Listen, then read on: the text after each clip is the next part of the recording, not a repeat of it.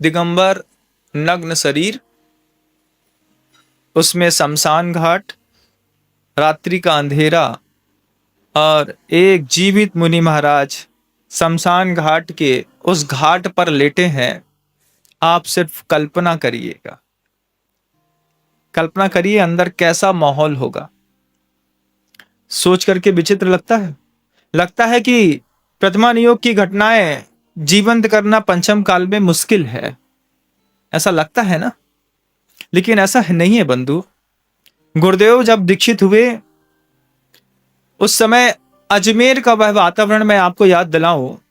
गुरुदेव सोनी जी की नसिया में अपने शीतकाल को निकाल रहे थे। गर्मी का समय था और गर्मी के समय में गुरुदेव अजमेर की नसिया में थे। शुरुआत के 9 वर्ष में जितने भी विद्वान हैं उन्होंने लिखा कि तीर्थंकर जैसी चर्या करने में प्रवीण आचार्य भगवंत गुरुदेव श्री विद्यासागर जी महाराज हर तरफ से सिर्फ एक ही चीज करते हैं, मिथ्या दृष्टि को सम्यक्त की उपलब्धि कराने का उनकी देह मात्र कारण है। ऐसे शब्द जैन गजट में बड़े बड़े विद्वानों ने लिखे। आचार्य सिंह जी जब अजमेर गर्मी में थे तो नसिया से करीब 2 किलोमीटर दूर कोई शमशान घाट है। उस शमशान घाट में गुरुदेव रात के समय चले जाते थे, यही शाम के समय चले गए। पूरी रात इस पंचम काल में भी जिन आचार्य परमेष्ठी को आप इतने गदगद भाव से देखते हैं, उनकी जवानी का वह साधना का एक पल आपको देखना होगा कि शमशान घाट में मुर्दा जल रहा है, लोगों के अधजले मुर्दे पड़े हैं, कुत्ते बिलबिलाते हैं, चीखते चिल्लाते हैं और शमशान घाट में खूंखार कुत्तों का आतंक बहुत रहता है। और ऐसे खूंखार कुत्ते कि वो किसी को भी काटने और मारने की सामर्थ्य रखते हैं। इन सब प्रतिकूलताओं को दिमाग में रखने के बावजूद आचार्य भगवंत भी पूज्यपाद स्वामी की वह कारिका इक्षन्ते कांत संवास निर्जरः जनितादरः, इस सूत्र को अनुभव करने के लिए अजमेर में नसिया छोड़ करके शमशान घाट में जाकर के रात्रि योग स्थापित करते थे। उनके साथ उस समय भूत बलि सागर जी महाराज और दूसरे अन्य महाराजों का भी, जहां मेरे नाम में नहीं है, समय सागर जी महाराज श्री भी, योग सागर जी महाराज श्री भी वहां पर जाकर के शमशान घाट में आचार्य सिंह जा रहे हैं इसलिए वो भी जाकर के साधना करते। अब सबको तो धक धक धुक धुक लगती, सबका बैराग एक जैसा तो नहीं होता, किसी का कम किसी का ज्यादा।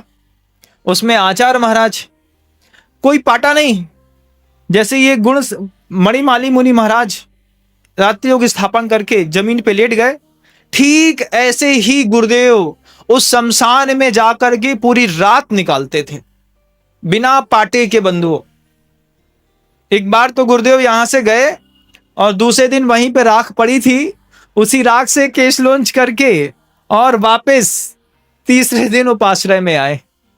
लोग ढूंढते रहे महाराज कहाँ है, महाराज कहाँ है। उन्होंने देखा कि रात में तो गए थे तो सब ठीक था, सुबह बिल्कुल केश लॉन्च वगैरह सब हो गया है, राख लगी है, उठ करके चले आए। आचार्य सिंह जी से पूछा गुरुदेव, बोले कुछ नहीं, आज केश लॉन्च का समय आ गया था, वहीं पे राख पड़ी थी, मैंने कहा एकांत भी है, उसी राख से केश लॉन्च किया और वापस चले। किसकी सामर्थ्य है? अभी भेज दो किसी को, जैसे जनता छोड़ के चली जाए, ऐसा ऐसा लगता है भैया यहां से कोई आया कि यहां से कोई आया। लेकिन आचार्य श्री जी बहुत धैर्य के साथ साधना को आकार दिया। उन पलों को आप सोचिए मात्र।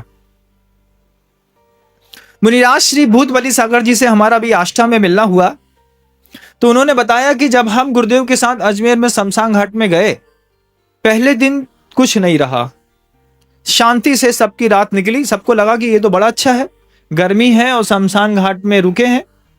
दूसरे दिन जैसे ही गुरुदेव वहां पर पहुंचे और अंधेरा हुआ, अंधकार छाया, हम सब थोड़ी थोड़ी दूर पर उस शमशान की धरती पर बैठे थे कि भूत बलि सागर जी महाराज बताते कि धीरे से जैसे दीपक की बत्तियां जलती है ना, ऐसी बत्तियां आसमान में जलती हुई हम लोगों की परिक्रमा लगाने लगी।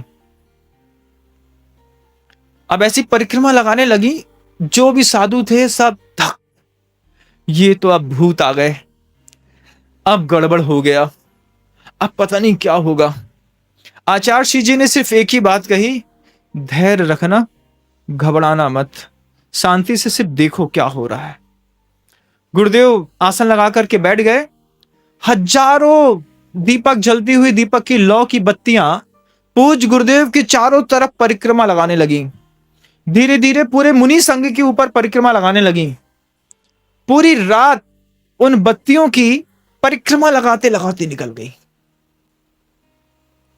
दूसरे दिन जैसे ही सुबह हुई, पूरी रात तो जगते में निकल गई, पता नहीं कब सोए और बत्ती सिरई में गिर जाए, कौन परेशान करे, कौन सोता है।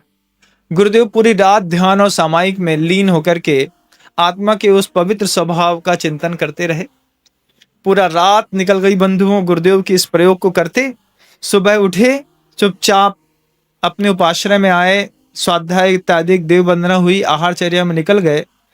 दोपहर में मुनि महाराज जी लोगों ने निश्चय कर लिया, कल ऐसा विचित्र वातावरण बन गया था, आज वहां पे नहीं जाएंगे भैया, हमसे तो नहीं होगा। तो ऐसी वातावरण बना। आचार्य श्री जी शाम को चुपचाप कमंडल उठाए और फिर वापस चल दिए। कहाँ? वहीं जहां कल गए थे। अरे कल तो इतना हो रहा था, आज मत जाइए, आप लोग यहीं रुकिए, कोई मना नहीं है, मैं होकर के आता हूँ। आचार्य श्री बहुत सहज में बोलते हैं, आपका साहस नहीं है, धर्मशाला है, उपासना है, आप बैठिए, मैं होके आता हूँ। भक्ति कितनी लाजवाब होती है। जैसे ही गुरुदेव ने अपना कदम फिर अजमेर के शमशान घाट में जाने के लिए उठाया, दूसरे मुनि महाराज भी कमंडल उठा के चलते बने। तो एक महाराज जी दूसरे से कहते हैं, क्यों, तुम तो कह रहे थे कि डर लगता है। बोले जब गुरु साथ में है तो काय का डरना भैया, पहला दुख तो वो उठाते, बाद में अपन को मिलने वाला है। आचार्यों की सबसे बड़ी खूबी रही है कि जब भी दुख का समय आया है तो पहला पैर आचार्य परमेष्ठी खुद रखते हैं, और सुख के समय में जैसे मुर्गी अपने चूजों को आगे कर देती है, ठीक ऐसे ही गुरुदेव अपने शिष्यों को आगे कर देते। देखो अभी सुख का समय है तो तुम लोग देख लो, दुख का समय आएगा तो मैं आगे कर लूंगा। आचार्यों की खासियत है। गुरुदेव ने जैसे कदम बढ़ाया, सारे शिष्य चले गए। लगातार 3 दिन तक इसी तरीके का उपक्रम उस शमशान घाट पे होता रहा। इसी वर्तमान पंचम काल की, अभी से 50 साल पहले की घटना है बंधुओं। और यह जो कथानक मैं आपको सुना रहा हूं वो मणिमाली मुनि महाराज का, ये राजा श्रेणिक के समय का, भगवान महावीर के समोषण के समय की घटना है बंधुओं। मणिमाली मुनि महाराज की, मुझे तो कई बार लगता है कि मणिमाली महाराज का ये कथानक सुनकर के ही गुरुदेव को प्रेरणा मिली होगी कि जैसे उन्होंने प्रयोग किया है मैं भी प्रयोग करके आऊं। लगातार 8 दिन तक गुरुदेव अजमेर के शमशान घाट में जाकर के और योग साधना करे।